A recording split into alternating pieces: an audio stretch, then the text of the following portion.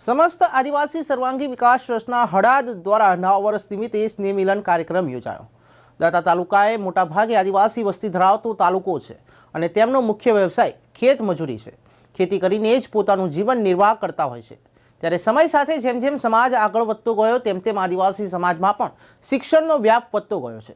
समाजमां जे लोको शिक्षित छे तेओ पोताना समाजने अन्य समाजोनी हरोळमां लाववा माटेना प्रयत्नो करता रह्या छे।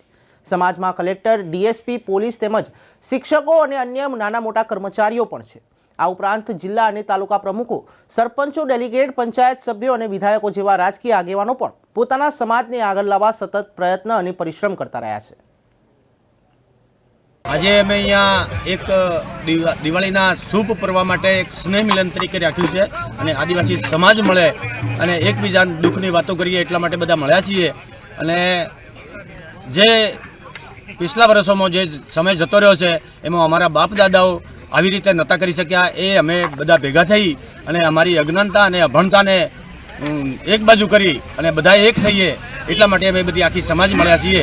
अने आजे बिल्कुल एकता करवाना छीए के कोईपण संजोगे आपणे कोईपण जग्याए कोई धर्म के कोई आपणे गुमराह करतो होय तो ए गुमराह न थईए अने बधाय आदिवासी समाज एक थईने जीवीए अने आपणे पण न्यायना हकदार छीए अने आ भूमिना आपणे पण अहींया वंशजो छीए तो आपणे कोई जग्याए कोई अन्याय न करी शके एना माटे एनी तैयारीओ माटे अमे बधा आदिवासी समाज मळ्या छीए। आज अमारा आदिवासी समाज जुदी जुदी वस्ती धरावता उजली अमारी आदिवासी समाजनी दीकरीओ वेचाण करे छे એટલે જોડી સુધીથી લગ્ન કરાવી અને અધર સમાજમાં આપતા હોય। હવે પછી એવો નિર્ણય કર્યો છે કે આદિવાસી સમાજની જે દીકરીઓ છે એ દીકરીઓને બીજા સમાજમાં નહીં આપતા અમારા આદિવાસી સમાજની અંદર જ એ દીકરીઓના લગ્ન કરવા અને જો આદિવાસી સમાજથી બહાર જાય તો એમને અમે દંડ કરવા પણ તૈયાર છીએ।